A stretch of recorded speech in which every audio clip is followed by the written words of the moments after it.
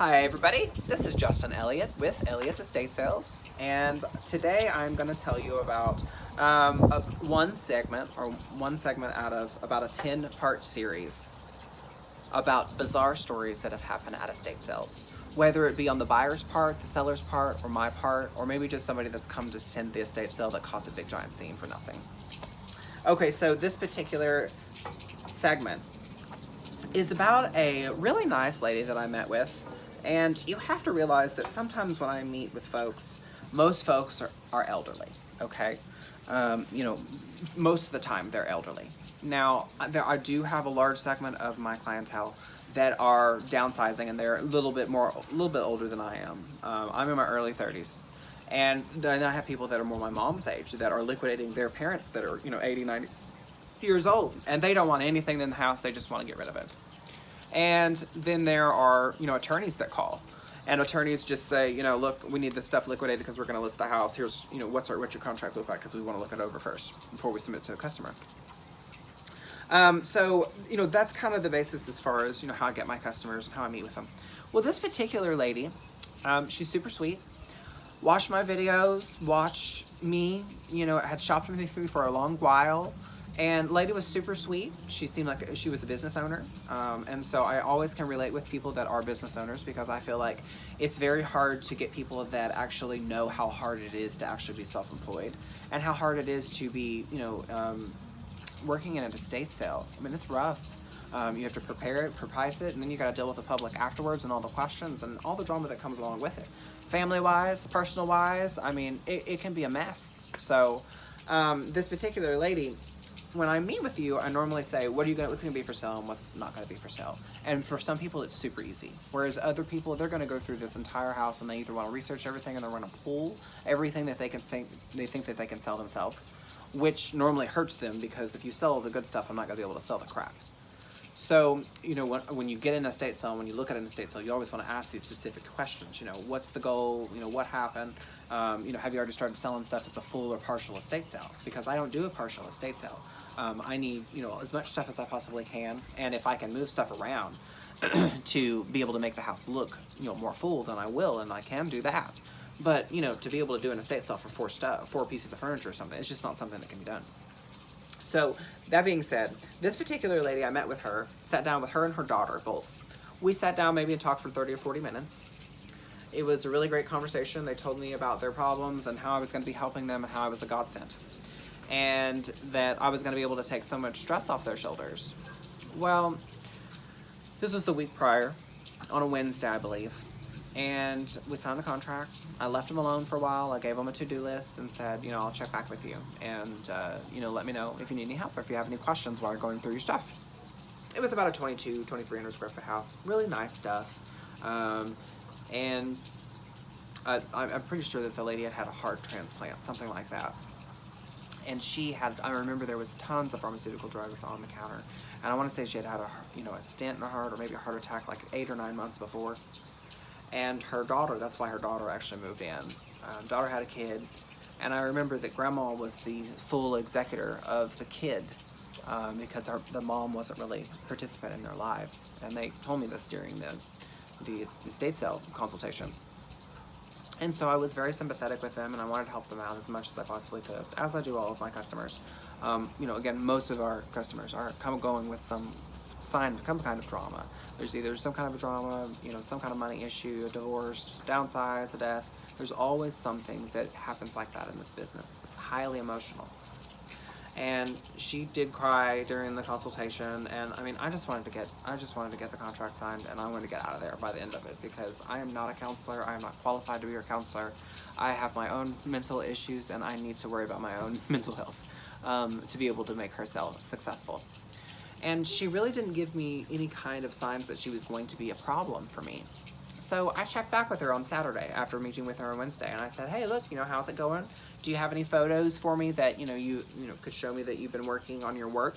Because sometimes you literally do have to stay on people's butts to get the deadlines done and get things done, in a timely manner. Because if not, they don't care. They'll just leave it to you. You have to deal with it. And there are specific things in my contract that, if you neglect to do, it will cost you more money. So it's my job to keep you, you know, on track and myself on track. Well, this lady I talked to on Saturday, and I think her name was Nancy. I want to say her name was Nancy, something like that. We'll just call her Nancy. Called Nancy up. She said that she had done everything that I asked her to do. Absolutely everything. She even showed me a picture of the list that I gave her with check marks. And so I was like, oh, okay, great. She's really organized. It's going to be wonderful. So she took my advice, and this is going to be so easy. Like, I'll be able to come in with eyes wide open and be able to know right where I need to direct my attention to be able to get the sale set up, get it advertised, photographed, priced, and marketed to the general public, right? No.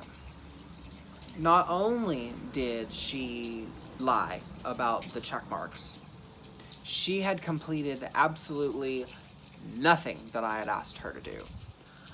And she lived in the house. That was the one thing that she was supposed to do, was she was supposed to move from the house. She had her living there, her husband living there, her daughter living there, and their child. This is a 2,400 square foot house, 3 bedrooms, maybe 2.5 bath, 2-car garage. And I'm supposed to be expected to set up an estate sale with all of these people there. No. No, I don't think so. So that was immediately a breach of a contract because she agreed, for one, that she was going to leave. She told me that there was a hotel cancellation and she wasn't able to leave. Okay, I'm so sorry to hear about that. Where are you going to go? Because I'm here to liquidate an estate sale. That's my point of view. I've been waiting. I've been advertising this since Wednesday. We signed a contract. She gave me a check for an upfront payment for all of our advertising, and now we're in contract together, and we're to liquidate this stuff. This is Saturday before. I'm supposed to take possession on Monday, right? Well, I just left her alone about it. Let her have Sunday. I said, look, you know, do the best you can. I'll work with what I can get. You know, Monday came around. You know, just please find a place to live, right?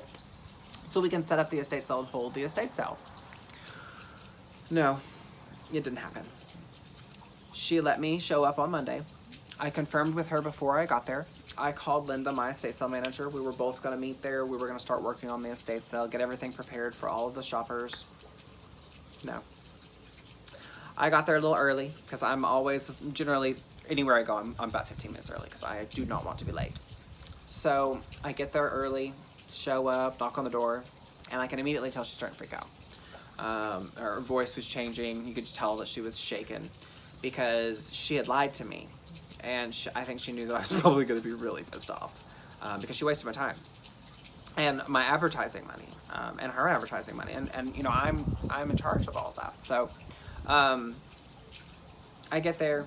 I asked her, you know, what she was going to do, that she needed to leave immediately and that I would have to take over and I would be able to do it right then and there. She fought with me, told me that she wanted me to push the sale back. I couldn't do that. I had an estate sale the next weekend, and I just was not interested in dealing with that drama.